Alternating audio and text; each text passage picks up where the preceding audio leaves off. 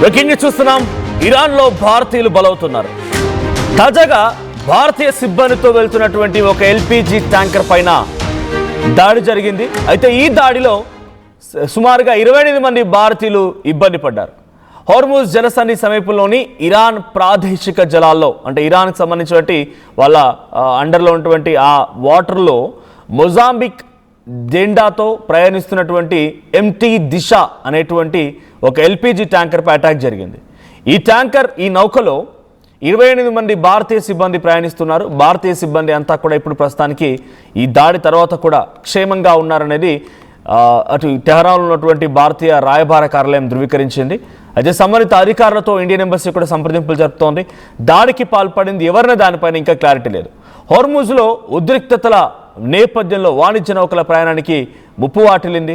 గత శనివారం black see గుండా వెళ్ళేటువంటి ఎంబీ ఒమో ఆర్ఎఫ్ఐ అనేటువంటి ఒక వాణిజ్య నౌకపై జరిగినటువంటి దాడిలో ఒక భారతీయుడు చనిపోయాడు. ఇక వరుస దాడులతో భారతీయ నావికుల్లో కూడా ఆందోళన వ్యక్తమవుతుంది. ఒకసారి ఆ ఎంటీ దిశ అనేటువంటి ఆ నౌకపై జరిగినటువంటి దాడికి సంబంధించి ఆ దృశ్యాలు చూద్దాం.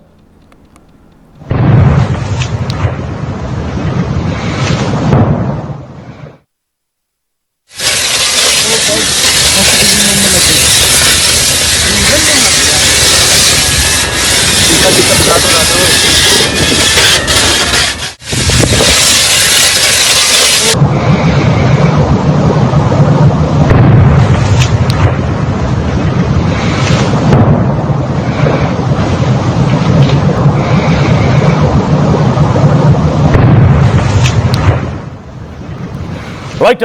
సో ఇది ఎంటీ దిశ అనేటువంటి నౌక. దీంట్లో LPG tanker, liquid petroleum gas సంబంధించినటువంటి ఆ ట్యాంకర్ అది మొజాంబిక్ జెండాతో వెళ్తోంది. దీంట్లో 28 మంది భారతీయ నావికులకు సంబంధించి ఎవరైతే ఉన్నారో వాళ్ళు ఉన్నారు. దాంట్లో ఒకసారి దాడి జరిగింది. ఇక్కడ మీకు ఒక ట్విస్ట్ ఏంటంటే ఈ దాడి ఎవరు చేశారనేది ఇప్పటివరకు ఇంకా ఒక ట్విస్టే. ఎందుకంటే అమెరికా కూడా ఆ జలాల్లో కొంత తిరుగుతూ ఉంది. కొన్ని దాడులు జరుగుతూనే ఉన్నాయి. గల్ఫ్ నేషన్స్ కూడా దాడికి దిగాయి. ఇరాన్ కూడా దాడికి పాల్పడుతుంది. కాబట్టి ఇప్పటివరకు ఏ దేశం కూడా కన్ఫర్మ్ చేయలేదు మేము దాడి చేస్తామని ఎవరు కూడా కన్ఫర్మ్ చేయలేదు. సో యాజ్ ఆఫ్ నో జరుగుతున్నటువంటి ఈ దాడికి సంబంధించినటువంటి ఈ సంఘటన ఇంకా ఒక బిగ్ ట్విస్ట్గానే ఉంది. ఇంకా దీన్ని ఎవరు ధృవీకరించలేదు. కాబట్టి ఇరాన్ చేసిన అనడానికి లేదా టెహరాన్లో ఉన్నటువంటి భారతీయ రాయబార కార్యాలయం నుంచి మాత్రం ఒక ప్రకటన వచ్చింది. 28 మంది సేఫ్గానే ఉన్నారు. సో మరి ఏం జరిగింది ఇక్కడ అనుకున్నప్పుడు ఒకసారి డీటెయిల్స్లోకి వెళ్తే మొజాంబిక్ జెండాతో వెళ్తున్నటువంటి ఈ ఎల్పీజీ ట్యాంకర్ పైన ఇరాన్ జలాలలో, అంటే మీరు గమనిస్తే ఒక 6 లైన్ హైవే ఉందనుకోండి. సో ఇరువైపులా ఏ రకంగా అయితే మనం వెళ్ళాల్సిన వాళ్ళు వచ్చే వాళ్ళు ఎట్లాగైతే ఉంటారో సేమ్ స్ట్రైట్ ఆఫ్ హార్ముజ్ దగ్గర కూడా వెళ్ళే నౌకలు వచ్చే నౌకలకు సంబంధించి ఒక సపరేట్ రూట్ ఉంటుంది. దానికి ఒక నావిగేషన్ సిస్టమ్ ఉంటుంది. సో ఆ రకంగా వెళ్తున్న సమయంలో ఇక్కడ దాడి జరిగింది ఓ ట్యాంకర్ పైన. సో మోస్ట్లీ ఈ ట్యాంకర్స్ యొక్క రవాణా ఎటువైపు నుంచి జరుగుతుందని అంటే ఎక్కువగా నియర్ బై ఓమన్ వైపుగా ఎక్కువగా ఉంటుంది. అంటే strait of Hormuz it's division between Iran and Oman, ఈ రెండింటికి సంబంధించినటువంటి దేశాల మధ్యలో ఉండేటువంటి ఆ జలసంధి అది. సో ఎక్కువగా ఆ ట్యాంకర్లు వెరీ నియర్ టువర్డ్స్ ఓమన్ జలాల వైపు నుంచే ప్రయాణిస్తూ ఉంటాయి. సో ఇక్కడ పేలినటువంటి ఈ ట్యాంకర్కి సంబంధించిన విషయంలో మాత్రం తమ ప్రాదేశిక జలాల్లోకి ఎంట్రీ ఇచ్చింది అనే రకంగా ఇరాన్ చెప్తూ ఉంది. కానీ అటాక్ చేసింది మాత్రం మేం కాదు, ఇది ఇరాన్ మా చెప్తున్న మాట. ఇంకోవైపు మొన్న బ్లాక్ సీలో కూడా ఒక నౌకని పేల్చేసే ప్రయత్నం ఇరానియన్స్ చేశారు.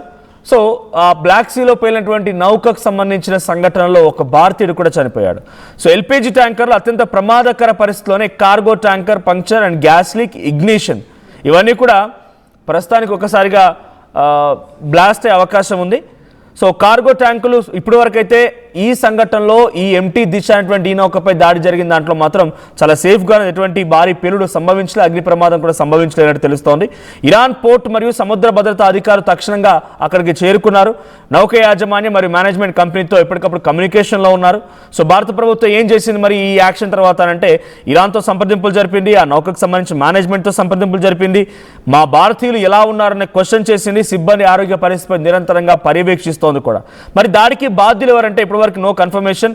ఇరాన్ చేసిందా, అమెరికా లేదా ఇతర ప్రాంతాల నుంచి ఏం జరిగిందనేది ఇంకా మాత్రం ఒక క్వశ్చనే. ఏ ప్రభుత్వము ఏ అంతర్జాతీయంగా ఏ కథనం కూడా దీనిపై ఇంకా క్లారిటీకి అయితే రాలేకపోతున్నాయి. సో జూలై 24 హార్ముజ్ సమీపంలో ప్రయాణిస్తున్నటువంటి ఎంటీ దిశ అనేటువంటి ఆ నౌకపై దాడి జరిగినట్టుగా తొలిసారిగా ఇన్ఫర్మేషన్ వచ్చింది. సో ఆ రోజే నౌక భద్రత తనిఖీలు ప్రారంభమైపోయే ప్రోటోకాల్ అమలు జరిగింది. తర్వాత టెహరాన్లో ఉన్నటువంటి భారత రాయబార కార్యాలయాన్ని కూడా భారత ప్రభుత్వం సంప్రదించింది. తమ యొక్క నావికుల పైన ఎటువంటి పరిస్థితి ఉంది, వాళ్ళ రక్షణ గురించి ఆరాధించింది. ఇక ఎప్పటికప్పుడు దీనిపైన కంటిన్యూస్ మానిటరింగ్ కూడా జరుగుతున్నట్టుగా Indian embassy situated in Iran వాళ్ళు చెప్తున్నమాట. సో అసలు ఈ దాడులు ఎందుకు జరుగుతున్నాయి అనుకున్నప్పుడు నావిగేషన్ రాడార్ని తప్పించుకొని మాపై అటాక్ చేయడానికి వస్తున్నారనే రకంగా ఇరాన్ భావిస్తోంది. కాబట్టి స్పీడ్ బోట్ల సహాయంతో కొంతమంది అటాకర్స్ని సిద్ధం చేసి అక్కడ అటాక్ చేస్తుండాలి. లేదంటే సీ మైనర్స్ అంటే సముద్రం లోపలే బ్లాస్ట్ అవ్వడానికి కారణమయ్యేటువంటి కొన్ని సీ మైన్స్ని ఏర్పాటు చేసింది ఇరాన్ గతంలో. కాబట్టి అది కూడా ఒక కీలకమైనటువంటి విషయంగా చూడాలి. సో ఇప్పుడు మరి ఈ అటాక్ సంబంధించి ఇంకా ఎవరు ధృవీకరించలేదు కాబట్టి ఎటువంటి ప్రమాదంలో ఎటువంటి మరణాలు సంభవించలేదు. అలాగని చెప్పి దాన్ని సేఫ్గా వచ్చినటువంటి దాఖలాలు కూడా లేవు. కాబట్టి మరి ఎవరు ధృవీకరిస్తారు దీన్ని? అమెరికా చేసిందా, ఇరాన్ చేసిందా? మోస్ట్లీ ఇరాన్పై అనుమానాలు ఎక్కువగా వస్తున్నాయి. ఎందుకంటే స్ట్రైట్ ఆఫ్ హార్ముజ్ దగ్గర ఎటువంటి అటాక్ జరిగినా ఇరాన్ వైపు నుంచి అటాక్ జరుగుతోంది. లేదంటే కొంత సమీపంగా ఉన్నటువంటి హౌతీలు వాళ్ళ మద్దతుదారుల నుంచి అటాక్ జరుగుతోంది. సో నిజంగానే అమెరికా అటాక్ చేయాల్సి వస్తే స్ట్రైట్ ఆఫ్ హార్ముజ్ దగ్గర ఉన్నటువంటి ఓ నౌకను ఎందుకు అటాక్ చేస్తుంది? సో ఇది ఇప్పుడు బిగ్గెస్ట్ క్వశ్చన్గా ఉంది. ఏదేం జరిగినా ఇప్పటి వరకు జరిగినటువంటి ఈ 24 అవర్స్లో కేవలం ఒక 3 నౌకలు మాత్రమే రోజుకి సగటున ఈ 4-5 రోజులుగా అంటే 23 తారీఖు నుంచి మొదలుకుంటే ఈ రోజు వరకు రోజుకు సగటున 3 నౌకలు మాత్రమే ఈ స్ట్రైట్ ఆఫ్ హార్ముజ్ని దాటుతున్నాయి. దాంట్లో VLCC అనేటిది ఇరాక్ నుంచి చైనా వెళ్తున్నటువంటి నౌక ఒకటి. అంటే చైనాకు పర్మిషన్ ఇచ్చింది కాబట్టి చైనా తీసుకెళ్ళగలుగుతుంది స్ట్రైట్ ఆఫ్ హార్ముజ్ నుంచి తమ నౌకల్ని. ఇక ఎంటీ వెజల్ ఒకటి గల్ఫ్ నేషన్స్కి పోయింది, అంటే అప్ అండ్ డౌన్ అని చెప్తోంది. సో ఇంకొక ఎంటీ వెజల్ కూడా క్యారియర్ కూడా గల్ఫ్ దేశాలకు పోయింది 23rd రోజున. ఇక 24th విషయానికి వస్తే సో 3 నౌకలు పోయాయి. ఒకటేమో VLCC Murban crude near Fujairah. So Fujairah అనేటువంటి ఆ పోర్ట్కి ఒక ఎంటీ లోడెడ్ వెజల్ వెళ్ళింది. ఇంకోటి 2 బల్క్ క్యారియర్స్ 2 కూడా స్ట్రైట్ ఆఫ్ హార్ముజ్ దగ్గర నిలిచిపోయాయి. అంటే మొత్తంగా లాస్ట్ 48 అవర్స్గా ఈ జలసంధిని దాటింది కేవలం 9 నౌకలు మాత్రమే అటు ఇటుగా. దాంట్లో 5 కూడా ఎంటీ వెజల్స్, అవన్నీ కూడా గల్ఫ్ కంట్రీస్ వైపుగా వెళ్ళాయి. 4 మాత్రమే ఇతర దేశాల వైపుగా వచ్చి దాంట్లో చైనాకు ఒకటి, రష్యాకు ఒకటి, భారత్కి ఒకటి. అంటే మొత్తంగా ఈ 48 అవర్స్ నుంచి 23rd నుంచి ఈరోజు 25th and today till now నేను చెప్పే వరకు కేవలం 9 నౌకలు మాత్రమే జలసంధిని దాటుతున్నాయి. అంటే ఎంతటి కట్టుదిట్టమైనటువంటి భద్రత, ఎంతటి ఒక రెస్ట్రిక్షన్ ఈ జలసంధిపై కొనసాగుతున్న అర్థమవుతోంది. సో ఇప్పటి వరకు జరిగినటువంటి ఈ దాడికి సంబంధించి భారతీయులు గతంలో బ్లాక్ సీ దగ్గర జరిగినటువంటి దాడిలో ఒకరు చనిపోతే ఇప్పుడు మళ్ళీ 28 మంది ఇబ్బంది పడే పరిస్థితి వచ్చింది. ఎటువంటి మరణాలు లేవు, ఎటువంటి గాయాలు కూడా లేవు, కానీ కొంత సురక్షితంగా ఉన్నారంటగానే official information from Iran based Indian embassy నుంచి వస్తోంది. సో వారంతా క్షేమంగా ఉన్నారని చెప్పి ట్విట్టర్లో కూడా ఈ విషయాన్ని వెల్లడించింది. ఇరాన్ జలాల్లో డిషా నౌక పైన జరిగినటువంటి దాడి విషయం మా దృష్టికి వచ్చింది. ఈ నౌకలో 28 మంది భారతీయ సిబ్బంది ఉన్నారు. సంబంధిత అధికారులతో నిరంతరం సంప్రదింపులు జరిపి వారందరూ సురక్షితంగా ఉన్నట్టుగా ధృవీకరించామనేది ఇండియన్ ఎంబసీ ఆన్ ఎక్స్ వాళ్ళు ట్వీట్ చేసిన మాట ఇది. సో ఎలా జరిగింది దాడి, ఎవరు చేశారు, ఏంటి అనేది మాత్రం ఇప్పటివరకు ఇంకా అఫీషియల్గా అనౌన్స్మెంట్ లేదు. ఇంకా మేము దాని మీద అన్వేషిస్తూ ఉన్నాము. సో ఈ ఘటనకు ముందు రోజే విదేశాంగ మంత్రి జైశంకర్ సముద్ర భద్రత పైన కొన్ని కీలక వ్యాఖ్యలు చేసుకొచ్చారు. ఆయన సముద్రంలో పనిచేసే సిబ్బంది, పౌర నౌకలు, కీలక మౌలిక వస్తువులపై ఎలాంటి దాడులైనా భారత్ తీవ్రంగా వ్యతిరేకిస్తుందని అన్నారు. సో అంతర్జాతీయ సముద్ర మార్గాలు అంతర్జాతీయ చట్టాలకు అనుగుణంగా సురక్షితంగా ఎలాంటి ఆటంకాలు లేకుండా ముందు కొనసాగాల్సిన అవసరం ఉంది.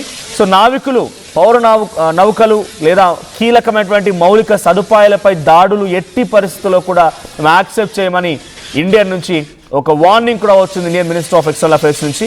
సో అయితే బ్లాక్ సీ దగ్గర లాస్ట్ 1 వీక్ బ్యాక్ శనివారం రోజున MV OMO R5 అనేటువంటి వాణిజ్య నౌక పైన జరిగినటువంటి దాడిలో ఒక భారతీయుడు మరణించి దానిపైన చాలా కీలక వ్యాఖ్యలు చేసింది మన మినిస్టర్ ఆఫ్ ఎక్స్టర్నల్ అఫైర్స్.